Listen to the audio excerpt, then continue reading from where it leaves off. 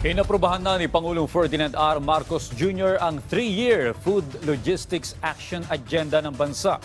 Ito'y para sa pagsasaayos ng ating food distribution, mabawasan ang transport at logistics cost at matiyak ang maayos na food supply chain.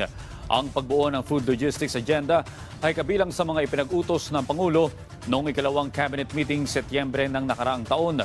Layon ng action plan na matiyak na magiging accessible at abot kaya sa mga Pilipino ang iba't ibang mga pagkain at matiyak na sapat ang supply ng mga ito. Layon din itong mapaigting ang mga hakbang laban sa hoarding, smuggling, overstaying ng food imports, gayon din ang pagmamonitor sa mga cold storage facilities sa tulong na din ng teknolohiya. Kaugnay niyan, inilatag ng DTI ang pag-upgrade ng existing food terminals at magdagdag ng food hub sa Metro Manila at ilang pang bahagi ng bansa.